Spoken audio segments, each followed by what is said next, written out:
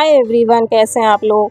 तो आज हम बनाने जा रहे हैं बहुत ही ठंडक देने वाला और बहुत ही ज़्यादा टेस्टी पान का शरबत। ये शरबत बहुत ही ज़्यादा हेल्दी और बहुत ही ज़्यादा रिफ्रेशिंग होता है और सबसे अच्छी बात कि ये शरबत सिर्फ 5 मिनट में बनकर तैयार होता है और बिना गैस जलाए। तो चलिए बनाना शुरू करते हैं इस रेसिपी को। रेसिपी देखने से पहले वीडियो को लाइक जरूर कर लीजिएगा और चैनल को सब्सक्राइब करना बिल्कुल भी मत भूलिएगा। चैनल को सब्सक्राइब करके बेल आइकन को भी जरूर प्रेस कर लीजिएगा।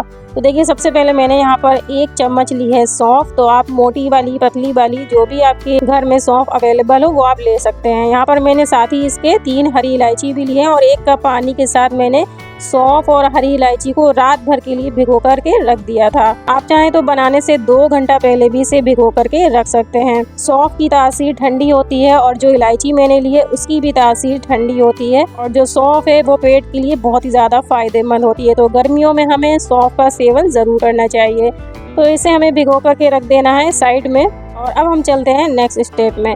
तो यहाँ पर मैंने लिए हैं पान के पत्ते। आपकी तरफ जो भी पान के पत्ते मिलते हैं वो आप ले सकते हैं। जिस भी वैरायटी के आपके तरफ पान मिलते हो वो आप ले सकते हैं। तो इधर मैंने पान को अच्छे से 3-4 पानी से धो लिया है और यहाँ पर अब हम पान को कट करेंगे। तो यहाँ पर जो पान में इस तरह की मोटी सी डंडी होती है इसको हम कट करके अलग कर देंगे। तो इस तरह से पान को हम फोल्ड करेंगे और इस तरह से डंडियों को हम निकाल के अलग फेंक देंगे। इसका यूज़ हमें नहीं करना है। तो सारे पान के पत्तों की डंडियों को हम इसी तरह से निकाल देंगे।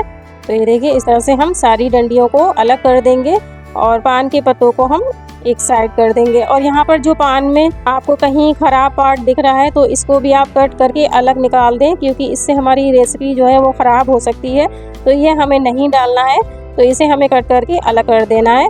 और यहाँ पर सारे पान के पत्तों को हमने कट कर लिया है, यानी मोटी डंडियाँ निकाल दी हैं और जो ख़राब पार्ट था वो भी हमने कट करके अलग कर दिया है।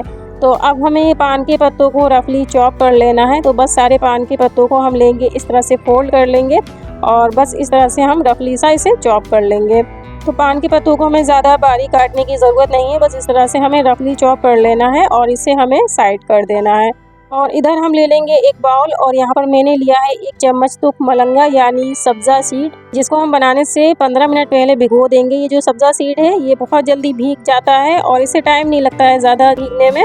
15 मिनट में ये भीग के अच्छे से फूल जाता है। और ये देखिए, 1 कप पानी के साथ मैंने इसे भिगो करके रख दिया था और यहाँ पर आप देख सकते हैं ये भीगने के बाद कुछ इस तरह का हो जाता है।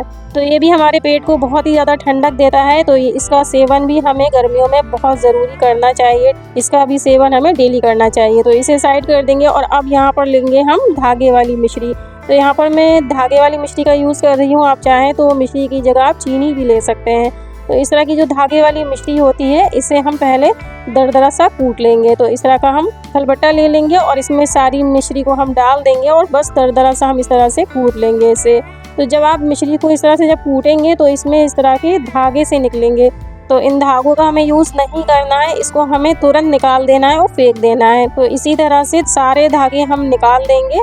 तो ये देखिए, छोटे छोटे से धागे निकलते हैं मिश्री को कूटते टाइम। तो बस आप सारे धागों को निकाल दें और यहाँ पर हमने मिश्री को दरदरा सा कूट लिया है।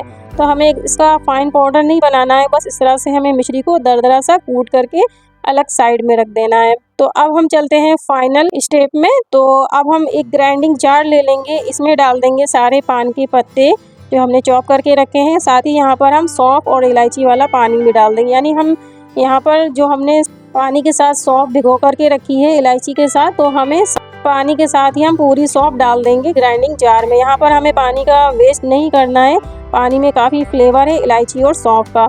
तो इधर हम डाल देंगे इसमें मिश्री जो हमने कूट करके रखी है। आप मिश्री की जगह चीनी भी ले सकते हैं अपने टेस्ट के अकॉर्डिंग। और इधर हम डालेंगे 1 से 2 चम्मच गुलकंद। तो यहाँ पर मैंने 2 चम्मच गुलकंद लिया है, क्योंकि गुलकंद भी मीठा होता है। तो यहाँ पर आप मीठा अपने टेस्ट के अकॉर्डिंग ही लें। थोड़ी सी आइस क्यूब डाल देंगे और 1 गिलास के करीब यहाँ पर हम एकदम ठंडा, एकदम चिल्ड दूध डाल देंगे। अब हम फटाफट से इसको ग्राइंड कर लेंगे। तो यहाँ पर हमने एकदम फाइन सा इसको पीस लिया है। तो अब हम एक बड़ा बाउल ले लेंगे, इसमें रख देंगे स्ट्रेनर और एक स्ट्रेनर की मदद से इसको हम छान लेंगे। क्योंकि हमने इलायची वगैरह डाली है तो इसमें थोड़े बहुत रेशे वगैरह होंगे इलायची के। तो इस तरह से जब आप छान लेंगे इसको तो जो रेशे वगैरह होंगे वो मुंह में नहीं आएंगे पीते टाइम, तो ये निकल जाएंगे। तो इस तरह से हमें अच्छे से इसे छान लेना है। तो यहाँ पर हमने इसको अच्छे से छान लिया है। आप चाहें तो इस टाइम पे आधा कप के करीब ठंडा पानी भी ऐड कर सकते हैं। तो यहाँ पर मुझे कलर थोड़ा सा डाउन लग रहा है तो मैं थोड़ा सा फूड कलर ऐड कर रही हूँ। थोड़ा सा मैंने ग्रीन फूड कलर ऐड किया है अच्छे कलर के लिए। ये पूरी तरह से ऑप्शनल है, आप ज़रूरी नहीं है कि आप कलर ऐड करें। आपको नहीं ऐड करना तो आप स्किप कर सकते हैं कलर को। 1 से 2 चम्मच यहाँ पर हम डालेंगे तुख मलंगा जो हमने भिगा करके रखा था। साथ ही यहाँ पर हम इसको और भी ज़्यादा चिल्ड करने के लिए थोड़ी सी आइस क्यूब भी ऐड कर देंगे। अच्छे से मिक्स कर लेंगे। और यहाँ पर मैंने ये 2 ग्लास के करीब बनाया है और सारी क्वांटिटी मैंने आपको 2 ग्लास की ही बताई है। तो अगर आप ज़्यादा क्वांटिटी में बना रहे हैं तो सारी चीज़ों की क्वांटिटी आप बढ़ा सकते हैं अपने हिसाब से।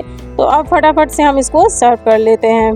तो इन गर्मियों में जब भी कुछ ठंडा ठंडा पीने का मन हो तो इस पान के शरबत को ज़रूर से ट्राई करना और डेली रूटीन में इसे शामिल कर लेना, क्योंकि ये शरबत टेस्टी होने के साथ साथ आपको अंदर तक ठंडक देता है। बहुत ही ज़्यादा टेस्टी, बहुत ही ज़्यादा रिफ्रेशिंग। तो यहाँ पर मैंने थोड़ा सा ऊपर से सब्ज़ा सीड और ऐड कर दिया है और थोड़ी सी मैंने यहाँ पर गुलाब की पत्तियाँ ऐड कर दी हैं। तो ये बहुत ही ज़्यादा टेस्टी और बहुत ही रिफ्रेशिंग पान का शरबत हमारा बनके बिल्कुल तैयार है। आप भी इस गर्मियों में ज़रूर से इसे ट्राई करिए और ट्राई करके मुझे अपना फीडबैक दीजिए। तो आप भी बनाएं, एंजॉय करें अपने घर वालों के साथ, फैमिली मेम्बर्स के साथ और अपने मेहमानों के साथ। रेसिपी अच्छी लगी हो तो वीडियो को लाइक ज़रूर करिएगा और चैनल को सब्सक्राइब करना बिल्कुल भी मत भूलिएगा। चैनल को सब्सक्राइब करके बेल आइकन को भी ज़रूर प्रेस कर लीजिएगा।